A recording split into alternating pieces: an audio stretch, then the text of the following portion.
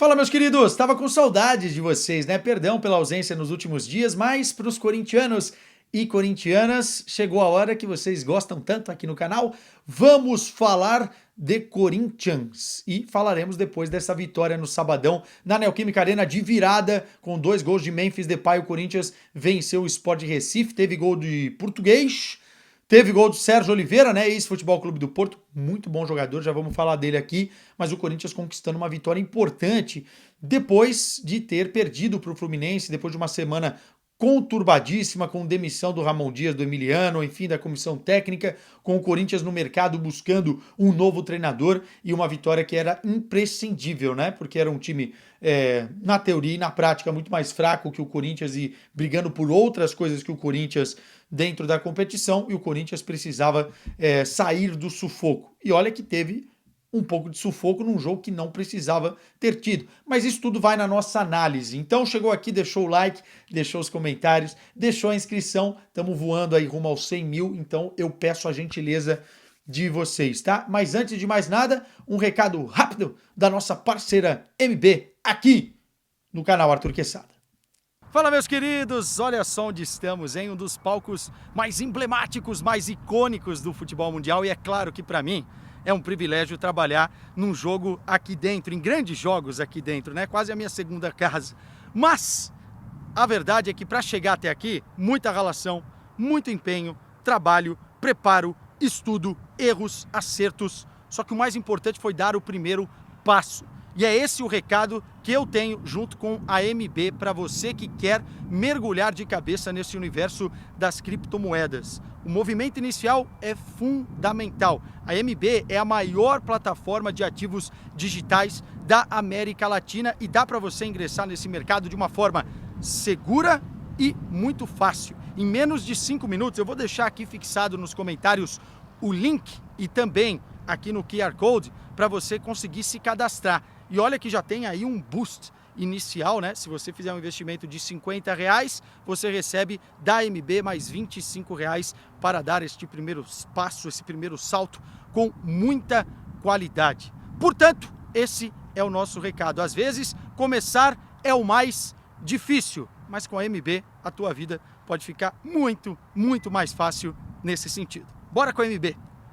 Eu vou começar falando sobre o jogo em si, mas ainda vou falar sobre a demissão do Ramon aqui nesse vídeo e também falarei do que eu acho, qual é o melhor nome para o Corinthians contratar agora e por quê. Não vou ficar em cima do muro, eu também quero saber a opinião de vocês. Mas começando pelo jogo. Cara, era um jogo que, na teoria, né, pela rodada do campeonato, começando, era um jogo que o Corinthians poderia olhar de uma forma tranquila. Mas, diante das circunstâncias, era um jogo de muita pressão para cima do time do Corinthians. Com técnico interino, semana de demissão de treinador, semana de fortes palavras de um dos principais jogadores da equipe, colocando inclusive dedos em ferida dos próprios jogadores, não apenas da comissão técnica, não apenas da diretoria, mas dos próprios jogadores. Semana que o Corinthians perde do Fluminense em casa e não poderia emendar uma segunda derrota para aquilo que o Corinthians almeja no campeonato. Perder pontos contra o Sport em casa é muito ruim e lá na frente a fatura chega, a conta vai chegar. Então o Corinthians entrou pressionado contra um time que é pior que ele. É pior no papel, é pior na folha salarial, é pior nas exibições também. O trabalho do Pepa está sendo muito questionado, inclusive entrou fechadinho contra o Corinthians, mas muito mal organizado, dando muitos espaços, né? Entrou ali no 4-5-1, basicamente essa formação, com algumas nuances é verdade, mas o Sport é um time que ainda está em desenvolvimento e que o Corinthians, na teoria, deveria passar o carro jogando em casa na Neoquímica Arena. O grande ponto é que essa pressão foi bem assimilada pelos jogadores do Corinthians. Eu gostei muito dos primeiros 20 minutos do Corinthians. Óbvio, não gostei da eficácia, mas gostei do volume do jogo, da atitude dos jogadores, da forma com que o Corinthians conseguiu explorar a transição, especialmente, e os espaços deixados pela equipe do Sport, da forma com que o Corinthians não tirou o pé do acelerador, pressionou, criou várias oportunidades, teve bola na trave, teve defesa do goleiro, teve gol perdido, aliás, alguns gols perdidos, e o Corinthians poderia ter feito 3-0 com 20 minutos de jogo. Não é nenhum exagero, o Corinthians empilhou chances. E é bonito de ver isso quando o Corinthians está jogando em casa. Não é sempre que a gente vê. O Corinthians, quando pega um adversário mais fraco, tem que ter essa mentalidade. Tem que decidir o jogo no primeiro tempo. Porque consegue gerar volume para isso, porque tem qualidade ofensiva para isso. E o Corinthians foi lá, empilhando chances, até que mais ou menos aos 28 minutos o Sport começou a reagir, o Corinthians perdeu um pouco esse fôlego inicial de recuperação pós-perda e atacar, foi baixando as linhas, foi dando mais espaços e, óbvio, um time com muitas debilidades, com muitos problemas defensivos como é o Corinthians, quando você vai dando espaço ao adversário, por mais que o adversário também não esteja tão confiante assim, você tem do outro lado jogadores que podem fazer a diferença. O Corinthians levou uma bola na trave do Barleta e depois teve o gol do Sérgio Oliveira. O gol do Sérgio Oliveira mostra exatamente o grande problema defensivo do Corinthians. Tá ali desenhado para quem quiser ver, né?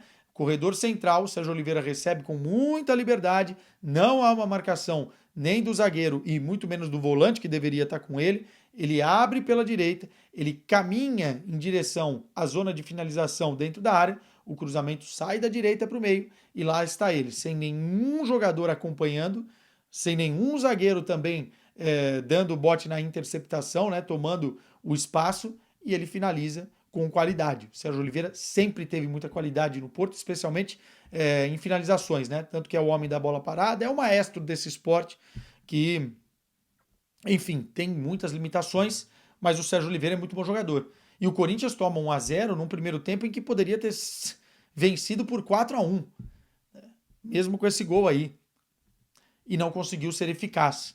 E aí a gente fica sempre com aquele pé atrás, porque, pô, será que isso vai abalar o time para o segundo tempo?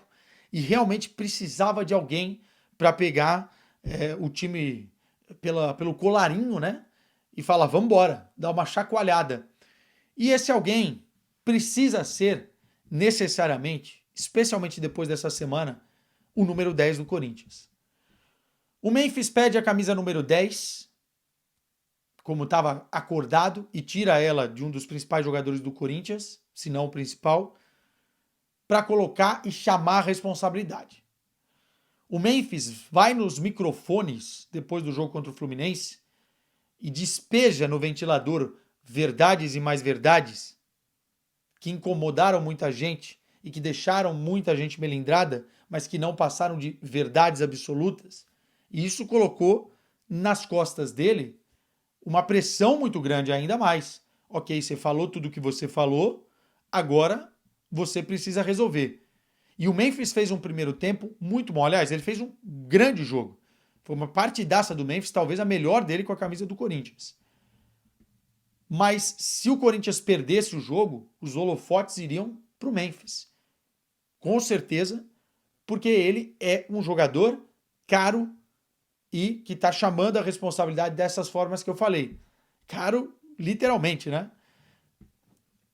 Só que aí vem a personalidade, né? A qualidade com a personalidade, com a força, com a vontade e com, óbvio, a estrela, né? Porque ele, em 10 segundos, empata o jogo para o Corinthians. Aliás, é um belíssimo gol, né? Ele gera a jogada, ele vai na área para finalizar, ele domina com classe, ele tira do goleiro com uma tranquilidade para fazer o gol de empate e depois, aos 60 e pouquinhos minutos, ele faz o gol da virada. Mas ele fez muito mais do que isso em campo. Ele abrilhantou o jogo com domínios espetaculares e inversões de bola do Corinthians. Ele interceptou lances, ele roubou a bola, ele baixou nas linhas, é só ver o mapa de calor, muito baixo dentro de campo, para receber essa bola e girar, né, para ter essa qualidade de receber e armar o jogo. Ele deu lançamentos precisos, tanto no primeiro quanto no segundo tempo. Ele teve algumas finalizações no segundo tempo, além das duas que ele fez o gol, que ele poderia ter feito o hat-trick. Ele buscou o jogo o tempo todo. Estava aceso em campo o Memphis. E é esse Memphis que a torcida do Corinthians quer ver. É esse Memphis que as ruas de Roterdã, onde ele cresceu, fabricou. Porque ele,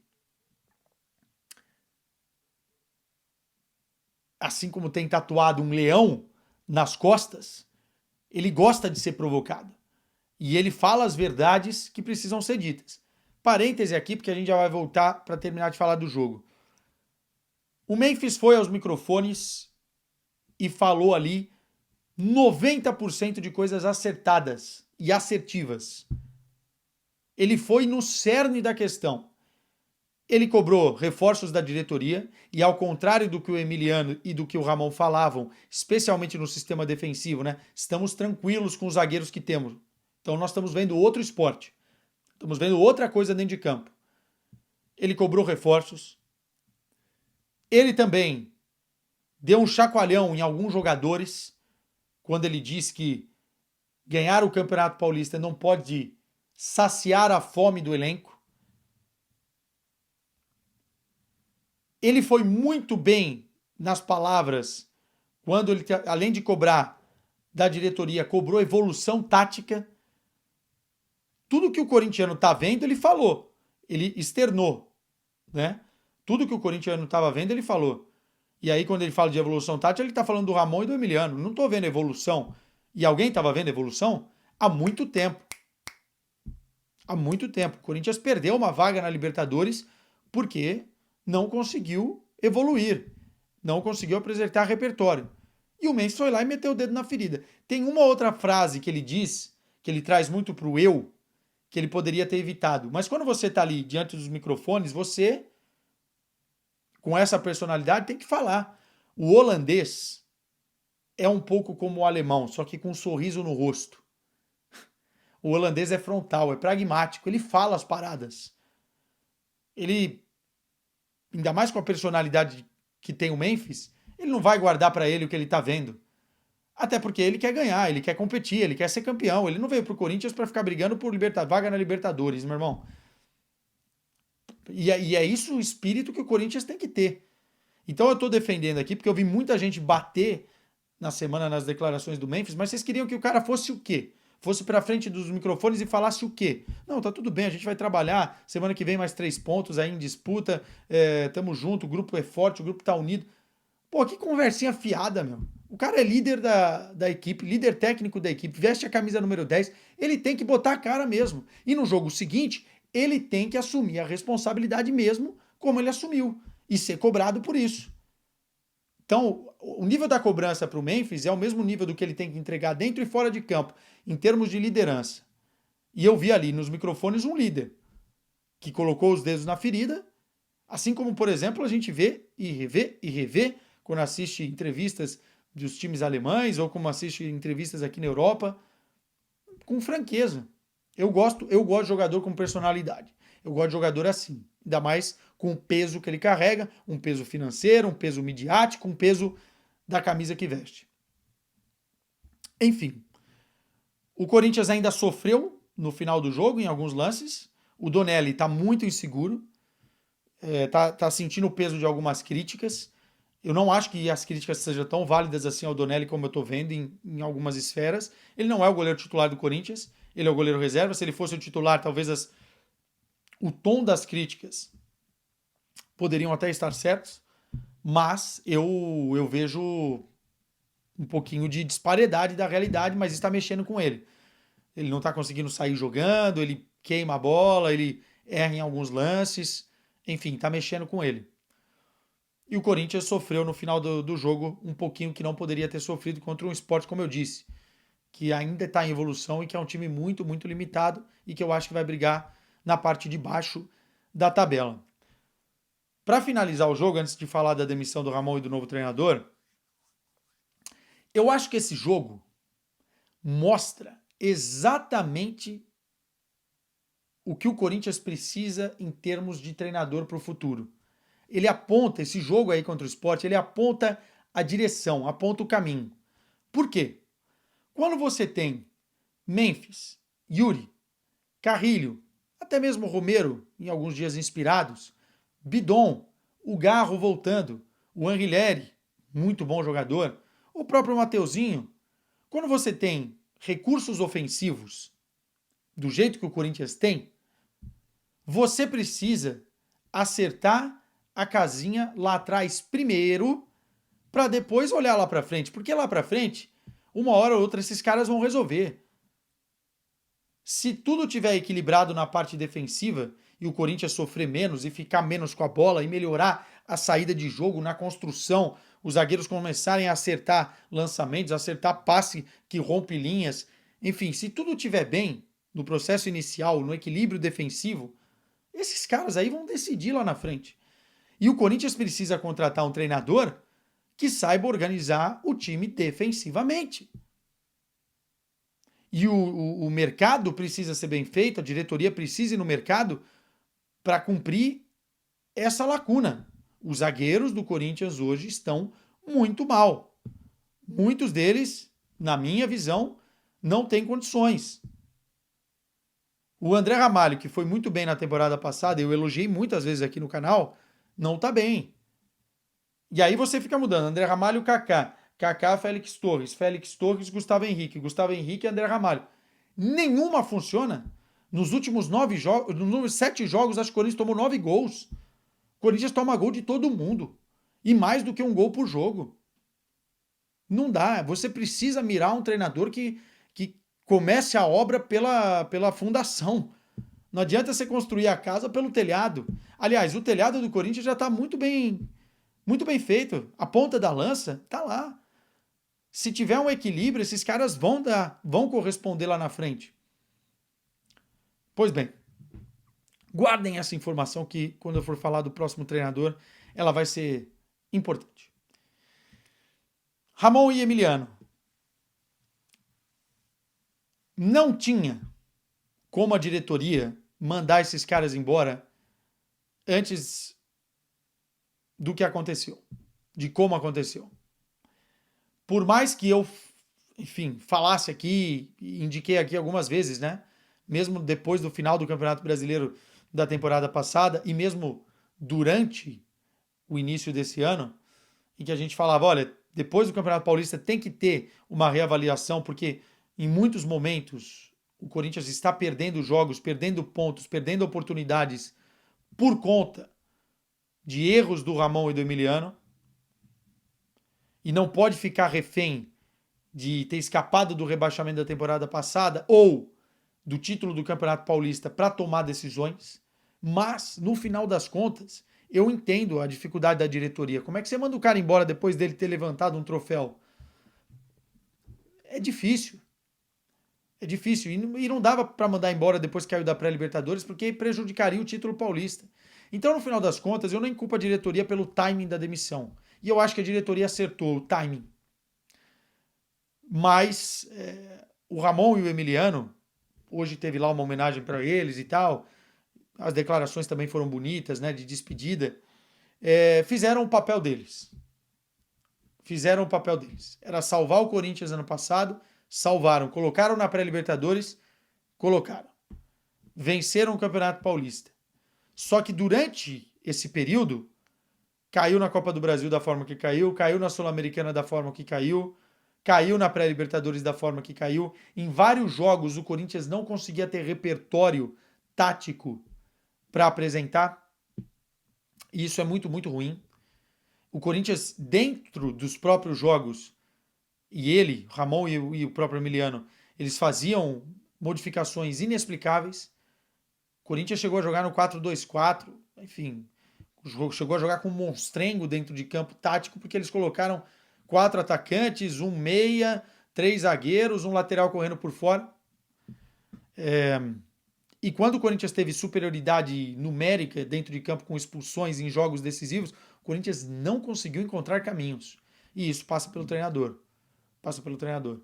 Então chegou num limite, mesmo com os desfalques, sem o Garro, sem o Hugo, enfim, não pode apresentar um futebol tão pobre, sem repertório do jeito que o Corinthians estava apresentando, e principalmente dentro do Corinthians com as deficiências defensivas. Porque a torcida do Corinthians, de 2007 para cá, vamos colocar desse momento para cá, porque 2005 tinha um time diferente. Antes disso, ali 2001, 2002, era um time que jogava também muito para frente, muito bonito. 98, 99, 2000. Mas de 2007 para cá, o Corinthians se estabeleceu como um time defensivo, que coloca a bunda no chão se for preciso e não toma gol.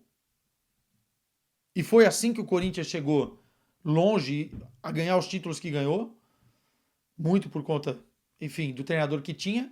E esse DNA do Corinthians foi seguindo. E os títulos do Corinthians foram por aí. Eu não acho que o Corinthians tem que jogar mal ofensivamente, não é isso. E o Corinthians não jogou mal. Ou jogou mal em 2015? Jogou mal em 2012? Jogou mal em 2017? Não jogou mal, teve bons jogos.